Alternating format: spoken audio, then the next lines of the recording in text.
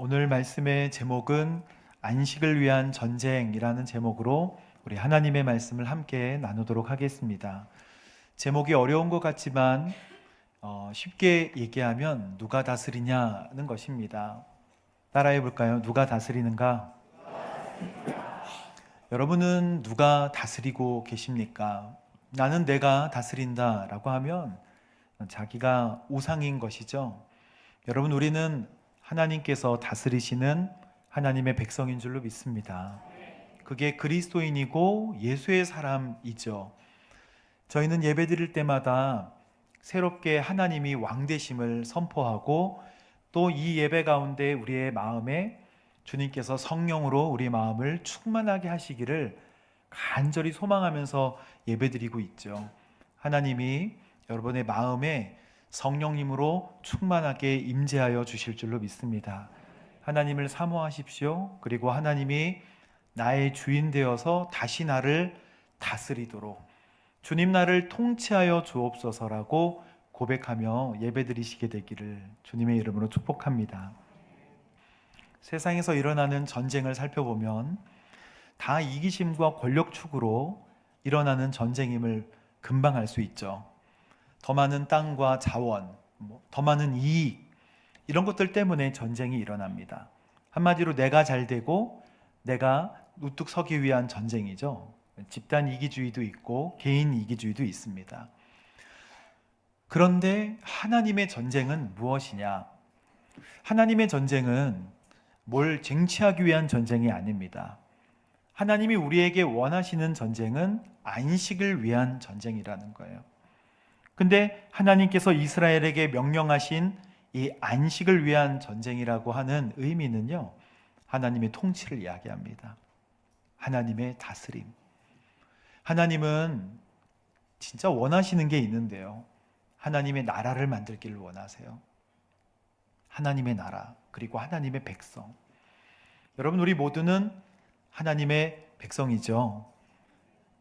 하나님의 백성은 하나님의 뜻을 따르는 백성들이에요.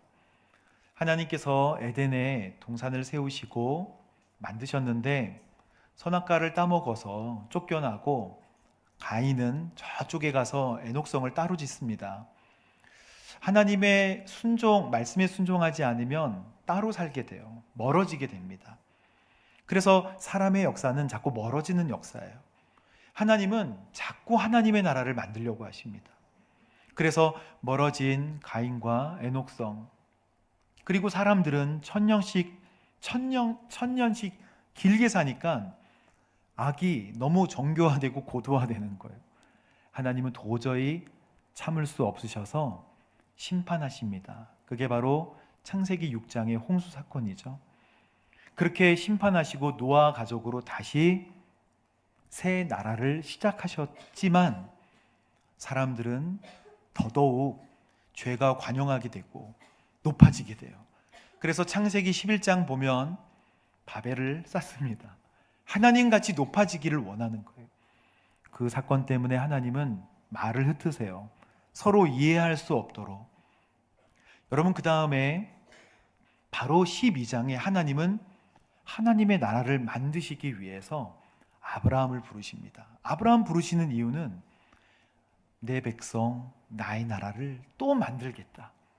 그래서 갈대아 우르에서 아브라함을 불러서 하나님은 꿈을 꾸세요. 너는 민족이 많아질 거야. 너는 하늘의 별과 같이 땅의 모래와 같이 너의 백성들은 많아질 텐데 그거는 곧 나의 백성이야. 하나님은 이런 꿈을 꾸시고 아브라함 때는 아들 하나 겨우 주십니다. 아브라함, 이삭, 야곱, 요셉. 요셉 때는 여러분 애굽에서 하나님이 아브라함의 백성들, 믿음의 백성들을 많이 만드십니다. 그리고 그 백성들이 출애굽하여서 이제 하나님께서 약속하신 약속의 땅으로 들어가는 이야기가 바로 우리가 묵상하는 여호수아입니다. 그래서 하나님이 말씀하시는 안식은 그냥 쉬는 게 아니에요. 하나님의 말씀하시는 안식은 하나님의 다스리심을 이야기하는 것입니다.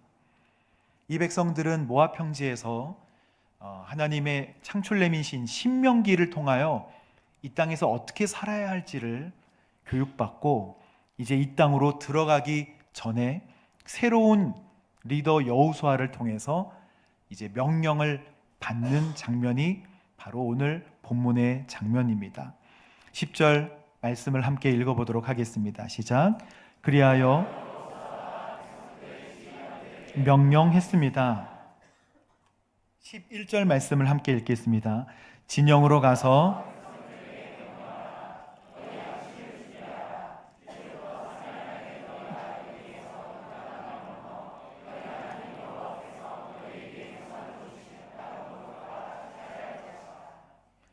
명령했고 그 명령에 즉시 순종하는 순종에 관하여 우리에게 말씀하여 주시고요. 그리고 요단 동편 지파도 적극적으로 순종하여 참여할 것에 관하여 말씀하시는 게 오늘 본문의 전체의 내용입니다.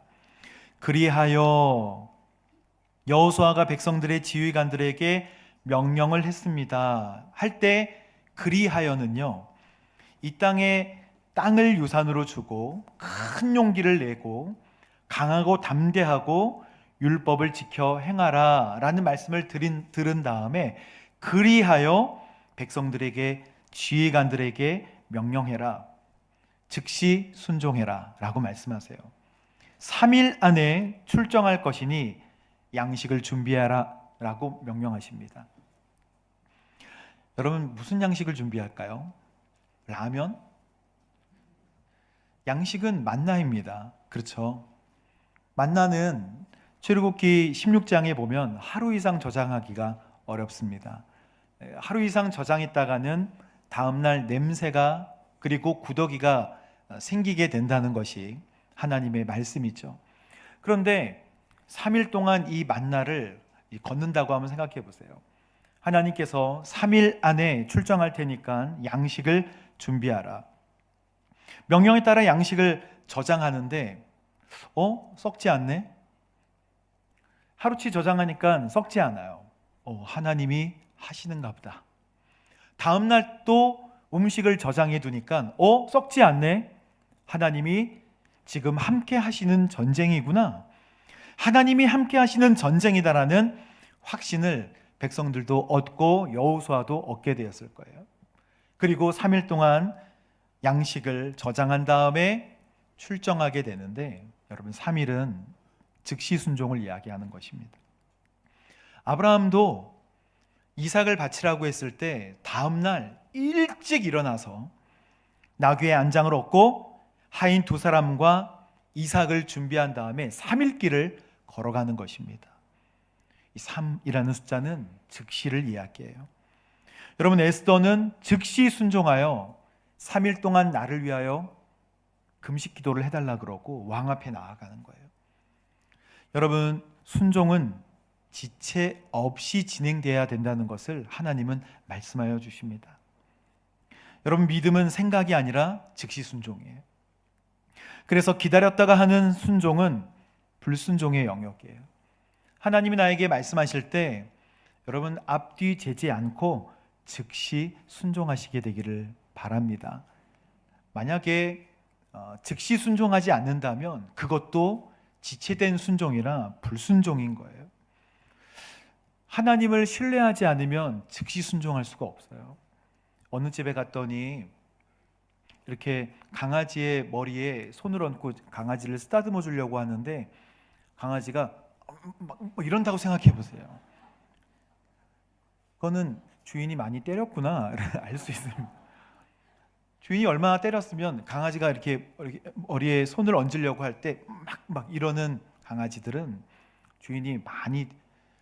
우리 하나님은 즉시 순종하기에 완전하신 전능하신 하나님이신 줄로 믿습니다. 그래서 하나님이 오른손을 내라고 하면 오른손을 내고 왼손을 달라 하면 왼손을 즉시 낼 수 있는 것은 하나님은 완벽한 완전하신 하나님이시기 때문에 우리는 즉시 순종할 수 있는 것입니다. 그런데 순종할 때 얻게 되는 놀라운 은혜가 있어요. 즉시 순종할 때 하나님은 우리에게 은혜를 주시는데 놀라운, 여러분 여호수아 5장 12절 말씀에 보면 만나를 주시다가 백성들이 그 땅에서 난 것을 먹은 다음 날 만나가 그치게 하는, 그러니까 그 땅에 가서 우리가 음식을 열심히 만나로 먹지만 그 땅의 소산을 먹었던 그 순간 그 다음 날부터 만나가 그치게 되고 하나님의 말씀대로 순종하여서 즉시 순종하여서 진행하는 모든 단계에는 하나님의 놀라운 은혜가 기다리고 있다는 것입니다.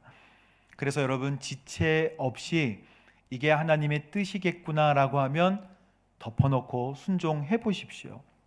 그러면 내가 예측하지 못했던 놀라운 은혜가 임하게 될 줄로 믿습니다. 12절과 13절 말씀에 보면 루벤, 갓, 므낫세 지파에게 여호수아가 이야기합니다. 여호와의 종 모세가 너희에게 너희 하나님 여호와께서 너희에게 안식을 주시고 이 땅을 너희에게 허락하셨다라고 명령한 것을 기억하라. 여러분 지도에 보면 루벤, 갓, 므낫세, 요단강의 동편에 있는 지파들이죠. 여호수아는 이 세 지파를 염려했습니다. 왜 그러냐면 이 정복전쟁은 요단강을 넘어서 요단 서편으로 가는 전쟁이었기 때문에 이미 요단 동편에 땅을 얻은 지파는 전쟁에 참여하지 않을 가능성이 굉장히 높았기 때문입니다.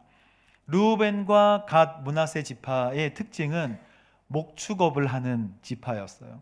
그래서 푸른 초장에 풀을 뜯어먹게 하는, 그래서 이 동물들을 데리고 요단강을 건너기가 어려웠던 것입니다. 그래서 오른쪽에 우리가 땅을 얻고 여기에 정착하게 해달라고 해서 정착을 했는데 이미 아들과 딸과 모든 집들이 르우벤, 갓 그리고 므낫세 반지파가 정착을 했기 때문에 이 지파들은 움직이지 않을 것이다. 그래서 걱정이 되었던 것입니다. 민수기 32장 21절에서 23절 말씀을 보십시오.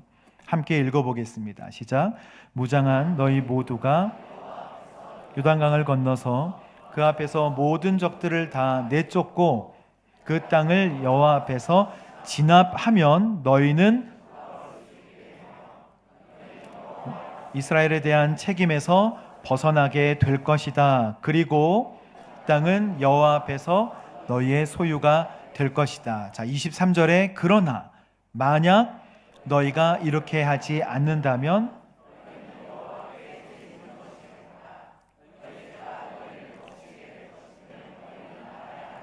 아멘. 하나님의 안식은요, 공동체적인 안식이에요. 하나님은 어느 한 사람만 평안하고 어느 한 사람만 이득을 얻기를 원하시지 않으십니다. 여러분 은혜를 받았으면 반드시 주님은 나누라고 말씀하십니다. 우리가 받은 은혜는 옆 사람과 함께 나눠야 하는 것입니다. 예수님은 공동체를 참 사랑하시는데 요한복음 17장에 보면 주님께서 이제 십자가를 지시기 전에 대제사장적인 기도를 하실 때 이렇게 기도하세요. 아버지께서 내 안에 내가 아버지 안에 있는 것 같이 그들도 다 뭐가 되어 하나가 되어서 우리 안에 있게 하소서.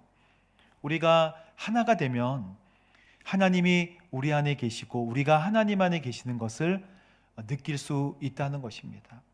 만약에 우리가 속한 공동체가 차갑다면 우리가 서로 돌아보지 못해서 차갑고요. 우리가 서로 손을 붙잡아 준다면 하나님이 우리 안에 계시고 우리가 하나님 안에 계시는 것을 경험하게 될 거라는 거예요. 예수님께서 누가복음 15장에 양 100마리 중에 한 마리를 잃으면 99마리를 두고 찾으신다고. 그런데 여기까지는 아는데 만약 찾게 되면 어깨에 메고 기뻐한다. 근데 여기까지도 알아요. 그런데 친구들과 이웃을 다 불러다가 함께 기뻐한다고 주님께서는 말씀하셨습니다. 그러니까 하나는 작은 게 아니라 하나를 잘 섬기면 공동체에 기쁨이 넘치게 된다. 여러분, 예배는 하나님을 만나는 것이지만 하윤주 목사님 예전에 예배에 관하여 말씀하실 때 예배는 거룩하게 드리고 성경책을 이렇게 끼고 바깥으로 달려가는 거라고 말씀하셨어요. 예배는 우리만 거룩하면 되는 게 아니라 성경을 끼고 바깥으로 달려가서 나의 도움이 필요한 사람들의 손을 붙잡아주고 눈의 눈물을 닦아주는 게, 그게 진짜 예배죠. 그래서 하나님께서 원하시는 예배는 다른 사람들을 돌아보는 것도 예배예요. 성북 공동체에 제가 있을 때 우리 예배를 섬기다가 넘어지셔서, 이 무전기 줄에 걸려서 넘어지셔서 이 기둥에 목을 부딪히시는 바람에 전신이 마비돼서 누워서 이제 집에만 계시는 한 분을 제가 만났고 또 늘 신방을 했습니다.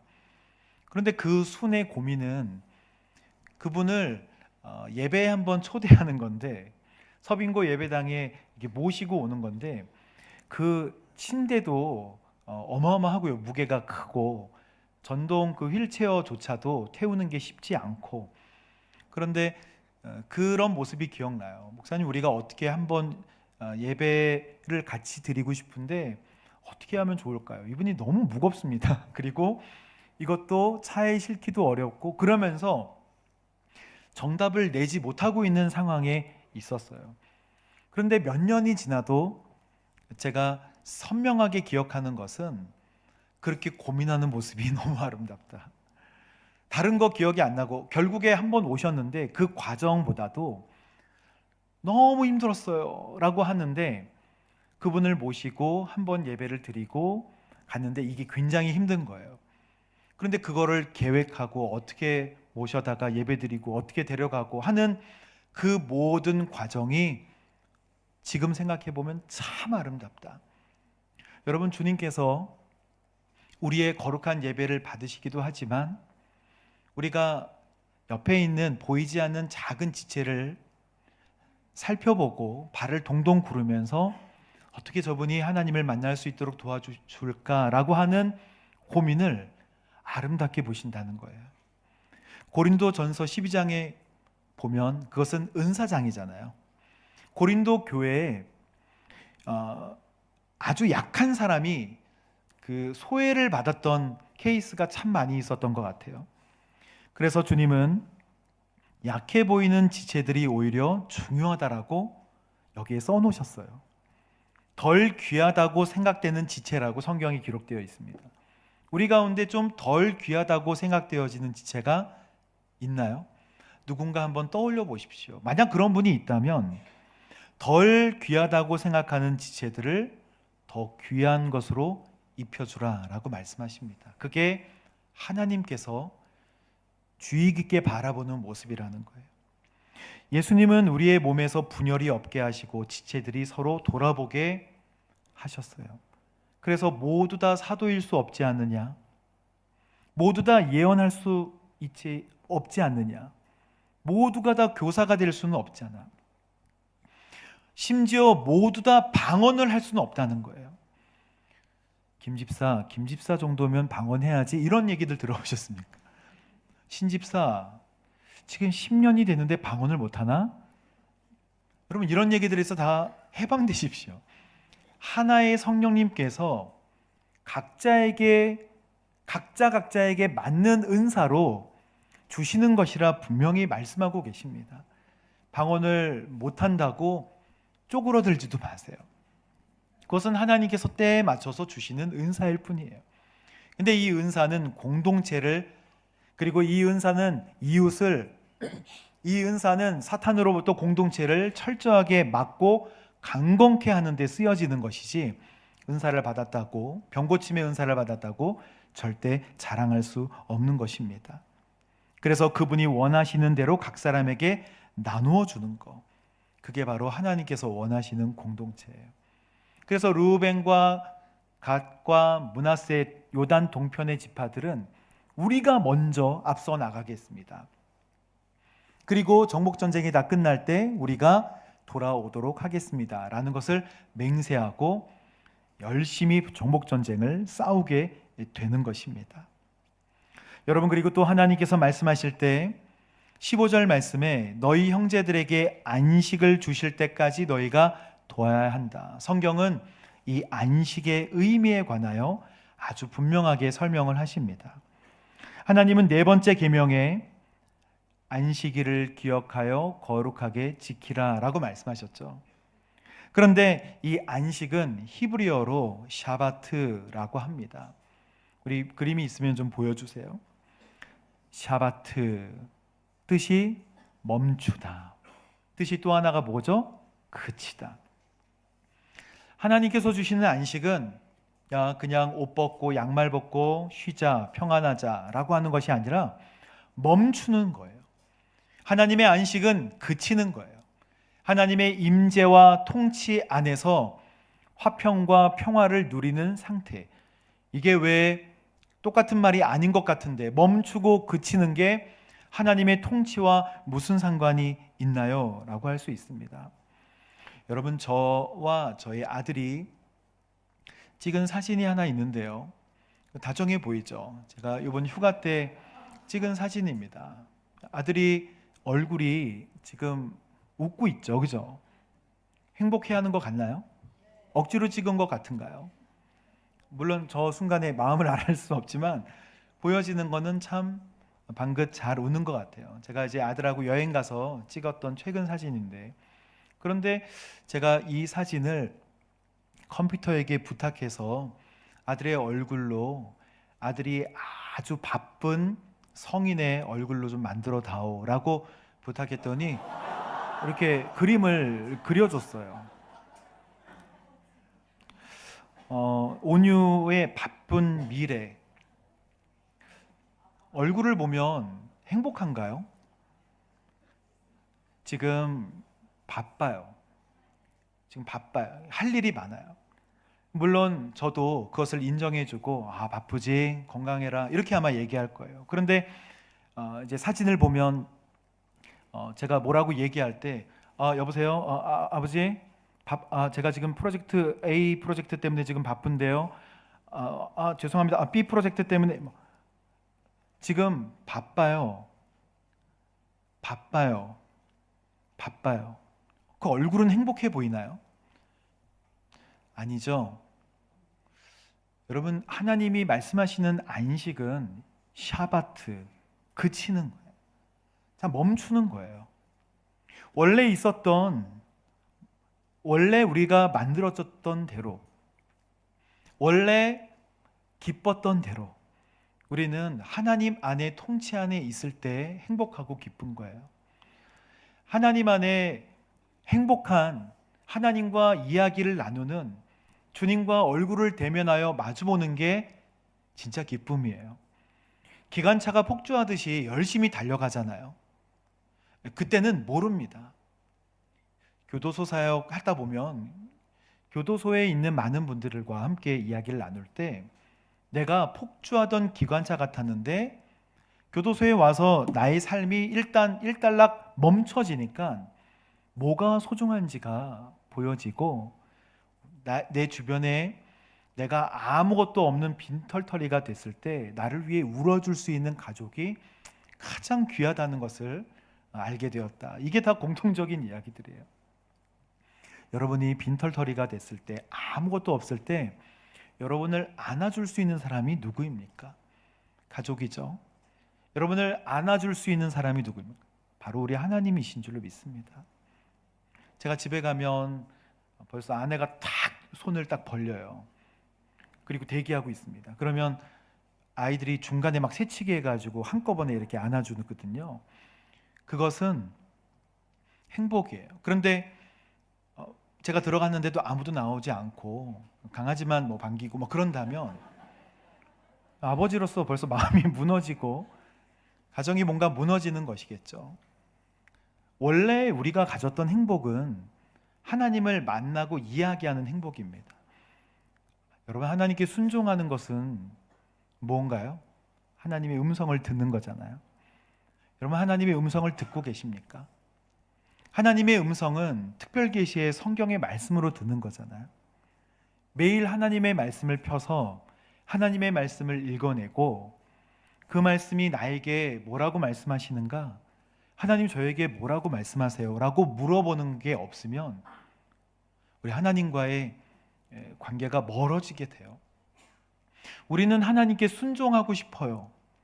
우린 모두 다 하나님의 자녀이기 때문에 하나님의 말씀에 순종하고 싶고 주의 얼굴을 가까이 하고 싶습니다. 그런데 어떻게 해야 할지를 모르는 사람들이 많은 거예요. 그것은 주의 말씀을 마음에 새겨야 하는 것입니다. 주님께서 하셨던 말씀을 마음에 새기고 그리고 주님을 갈망해야 돼요. 그때 우리의 인생이 제자리로 자리를 찾게 되는 것이죠.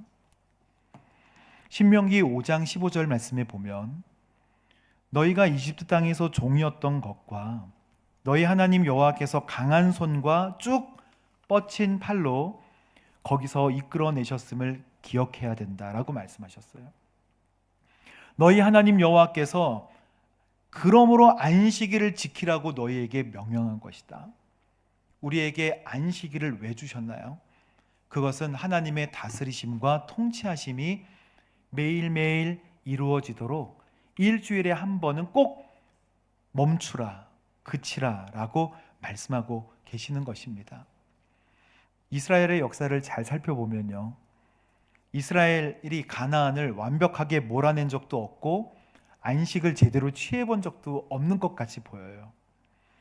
가나안 세력은 여러분 항상 존재했습니다. 그런데 하나님께서 이스라엘에게 안식을 주셨다고 말씀하시는 내용들도 나와요. 여호수아 11장에 보면 북왕국을 정복하고 마지막 23절에 보면 그 땅에 전쟁이 그쳤다. 그러면 안식이 온 거잖아요. 정복전쟁이 끝난 것 같은 말씀이 여호수아 11장에 나오거든요. 그 땅에 전쟁이 그쳤다. 그런데 13장 1절에 보면 하나님께서 여호수아에게 또 말씀하십니다. 여호수아야, 너는 나이가 늙고 나이가 많은데 아직도 소유해야 할 땅이 많아. 이렇게 말씀하세요. 그래서 여호수아를 제가 쭉 읽어볼 때 하나님, 안식은 언제 어떻게 오는 것입니까? 언제 우리에게 안식이 오나요? 우리의 인생은 안식할 만한 어느 순간이 있는 게 아닌 것 같은데요. 언제 내 삶은 다리를 쭉 펴고 평안을 얻게 되겠습니까? 이게 우리 인생의 질문 아니겠습니까? 그런데 여러분, 하나님께서 이스라엘과 함께 하시고요, 이스라엘을 감히 대적하지 못하도록 하나님과 함께, 그리고 주권적으로 하나님께서 함께 하시는 것, 이게 바로 안식이에요. 하나님이 함께 하시는 것 자체가 여러분 안식인 줄로 믿습니다. 주님과 동행하는 거예요. 주님과 함께 하는 거예요. 오늘 주영광 찬양 사역팀이 주님과 함께 동행함에 관하여 함께 찬양했잖아요. 여러분, 영적으로 주님과 함께 손을 잡는다고 한번 생각해 보세요. 그리고 주님과 함께 동행하는 것이 무엇일까요? 주님은 진짜 피상적으로 말고 우리와 함께 하기를 원하시는데 요한계시록 3장에 그것을 너무 잘 설명하고 계세요. 라오디게아 교회를 설명하면서 차든지 덥든지 해라 라고 말씀하시잖아요. 그런데 주님이 문 밖에 서서 내가 두드리노니 누구든지 내 음성을 듣고 문을 열면 내가 들어가 그로 더불어 먹고 그는 나로 더불어 먹을 것이다 라고 말씀해 주세요. 우리 인생에 덥든지 차든지 헷갈리잖아요. 그런데 주님은 단순하세요. 같이 밥 먹자 하시는 거예요. 같이 밥 먹자. 식탁에 우리가 가족들하고 밥을 먹듯이 나와 함께 밥을 먹자. 여러분 식탁에 예수님이 반드시 주인 되시기를 주님의 이름으로 축복합니다. 먹을 것을 공급하시는 분도 주님이시고 그 먹을 것을 끊임없이 내일도 모레도 주실 것은 우리 주님이 지금 공급하시고 계시기 때문이에요. 우리가 생명을 호흡을 하는 것도 주님께서 우리의 호흡을 지켜주시기 때문입니다. 모든 순간에 기도하지 않으면 그게 기적인 줄을 몰라요. 기도하지 않으면, 주의 말씀을 읽어내지 않으면 모든 게 다 운으로, 모든 게 다 나의 노력으로, 그래서 내가 우상이 되잖아요.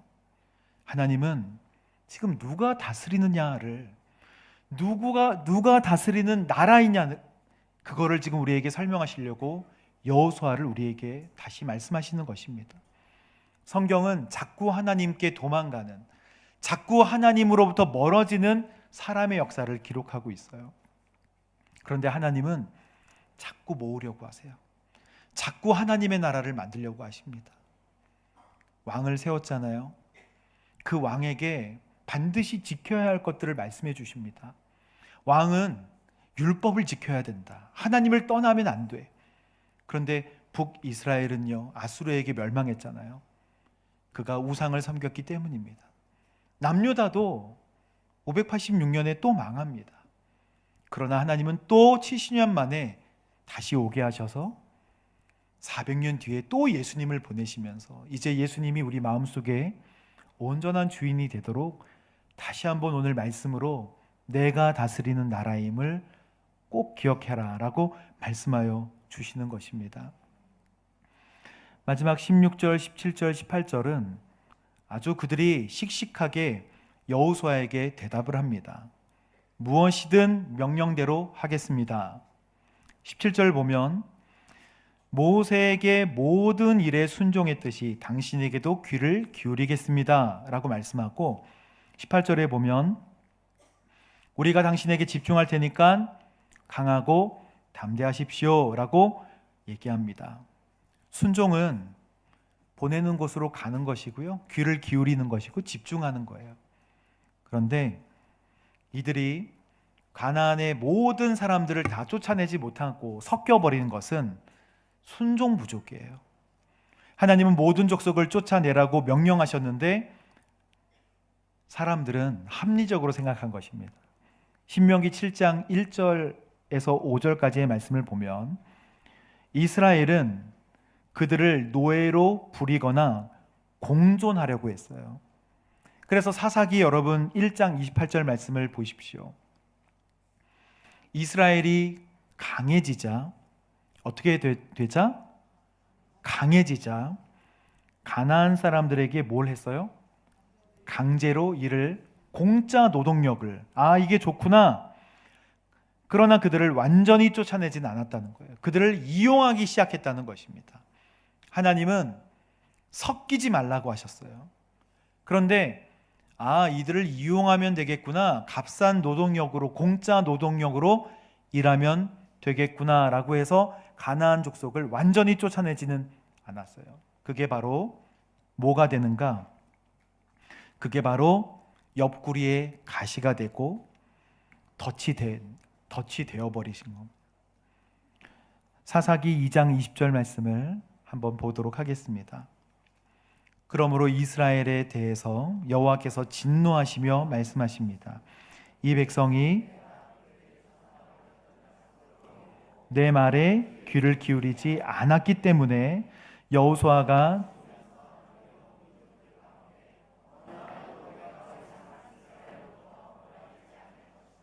내가 그 남은 민족을 이용해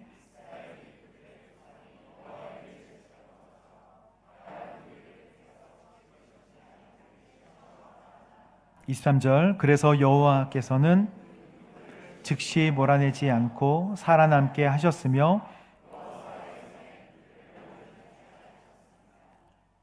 2장 3절에 보면 그들이 옆구리에 가시가 되고 그들의 신은 너희에게 덫이 될 것이다. 순종하지 않으면 여러분 계속 우리한테 걸림돌이 생기게 되는 것이죠. 순종하려고 여러분 결심하시고 하나님의 얼굴과 주의 영광을 여러분 갈망하십시오. 그러면 하나님께서 우리에게 가까이 하시고 하나님의 영광을 보여주시는데요, 바짝 엎드려서 주의 영광을 경험하게 되면 더 이상 우리의 인생의 문제들은 문제가 아닌 것처럼, 그리고 우리가 고민했던 것들은 더 이상 우리 인생의 문제가 아닌 것처럼 사라지게 되고 전능하신 하나님이 나의 주인으로 다 다스리시고 통치하게 되실 줄로 믿습니다. 이러한 영적 경험을 이번 주에 구체적으로 하시는 저 여러분 되시기를 주님의 이름으로 축복합니다. 함께 기도하겠습니다.